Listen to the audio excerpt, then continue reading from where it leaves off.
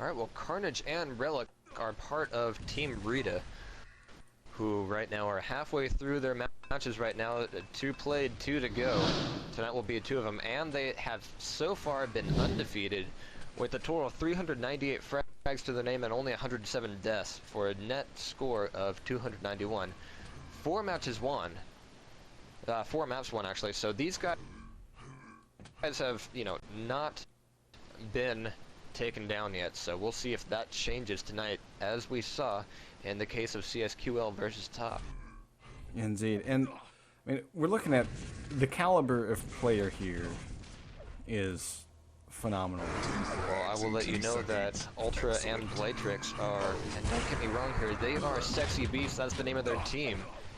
And right now they're currently on the bottom of their bracket, you know, 2-2, but 2 losses. But they went up against Soy and Area 51, so maybe tonight could change things for the better in their favor. Back, fellas. Good evening. Hey, Dark. What's up, Sir Dark? How you doing, man? Sir Good. Dark, I had to damn it. step away. I had to step away for a moment. Man. I see Rita and Sexy Beast have stepped up for match 2, which is awesome. As a recap, and you may have already said, this is a match from week 3, last week, which I'm glad to see they're playing out. Yes. As you guys may know, Relic was AFK, or may not know, he was AFK for the weekend, and it was a difficult scheduling event with these guys. Glad to see they finally got it up, in more ways than one. It's kind of handy. Alright. You are right, though. Team Rita, nothing to sneeze at. If I'm not mistaken, they probably lead their division, the top of their division. Well, after tonight, this being a week 3 match, if they do win this one, that will put them neck and neck with Exclamation. Exclamation, who, by the way, just changed their name and now are known as, well, that's Guts, and soon to be named Nameless as part of that team. Stid was substituted out, so as part of the rules, you can exchange a member. Man, the roster's now locked between now and the playoff. But you're right, Team it'll be formerly known Rita. as Exclamation. Exactly. So it'll be Rita and Clan Nightmare leading East Group B after this week. Right, I'm not confused. That's a tight-knit group, in fact. Well, we'll just see how tight the action is here. Now we have all 4 players in the server, at least, so we're going to be seeing the map selections and the ready ups coming out of here pretty soon. Now, this is a nice surprise. I was really happy with the match between CSQC and CSQL and Top, but not quite satisfied, so this will definitely get me going for the night. As I look at the schedule here, these guys, let's see, schedule real quick.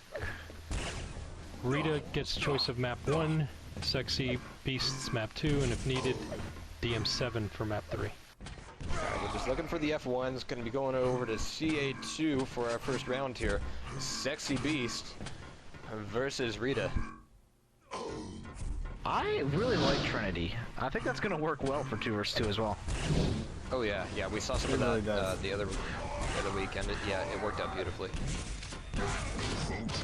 Yeah, and... Oh, really? Vote failed. What? There we go. Kind of a rare thing to see, especially when everyone's at their keyboard. Right. You know, I would, in some ways, say that perhaps this map was really designed for 2v2 team deathmatch.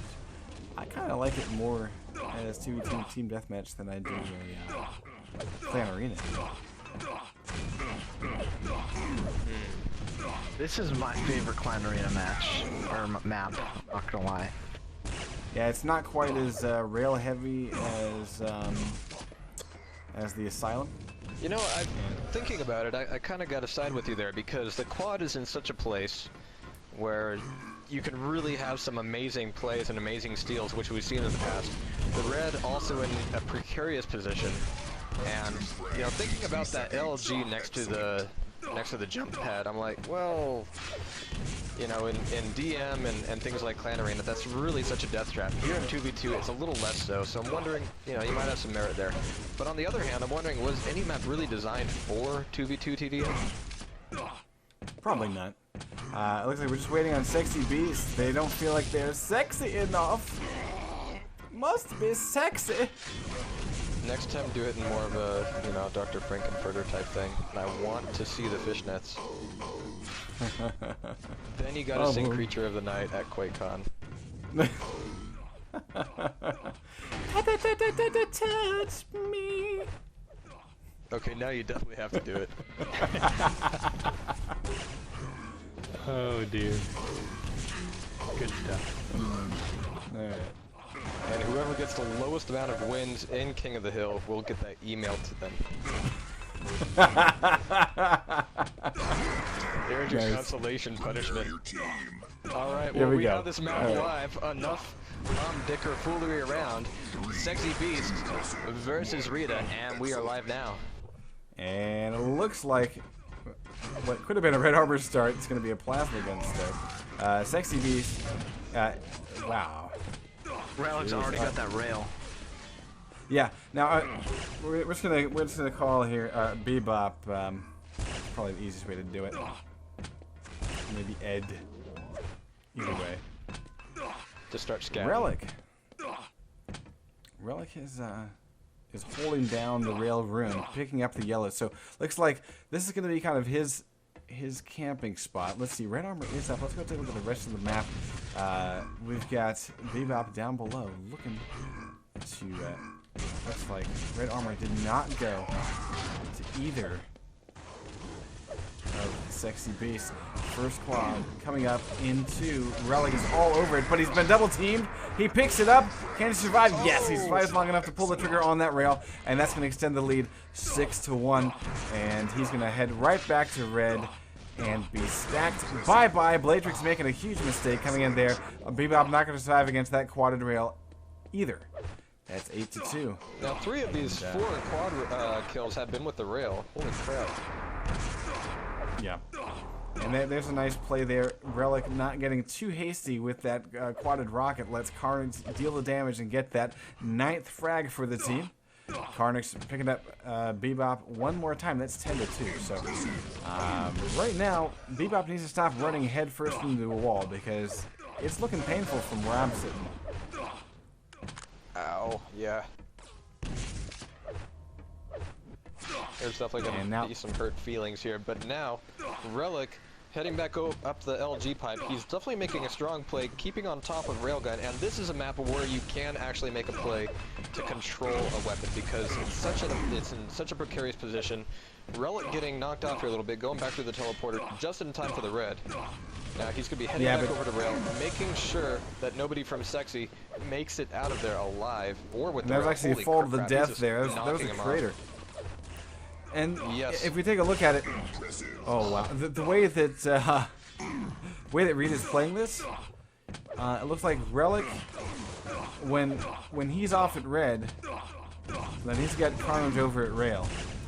And when Carnage is over at red, then Relic picks up the rail. So that seems to be working out for them really well here. 16-1, and then they, whenever there's hunting time, basically waiting for items to spawn, then they do just that. And their superior stacks. Yeah, right now you're seeing a lot of, and I really do like this. You're seeing a lot of Carnage. You just grabbed the quad here, by the way. Carnage is down with the LG, but Relic's up on top of there with the rail, and there's really a lot of nice double play there. And speaking of nice, denying that red there, but he did make the grab, so that is going to be a little bit of a dent in their cap. But with this quad and with this extreme lead so far, it's not going to be enough to totally turn the tide here. Now Carnage getting knocked off there, almost taking it, and there it is. Now Bladrix looking for it here. But no, Relic's going to be soaking back up, going back over to the rail. Bladrix getting a nice frag there with the shotgun, and looking to finish off with the MG. Now again, Relic really going gung-ho with this rail here. He's sacrificing just about everything he has to make sure that he makes that grab.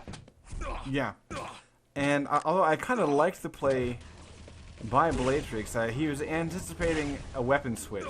He was trying to basically just press in there. He had very little health, but he was like, okay, if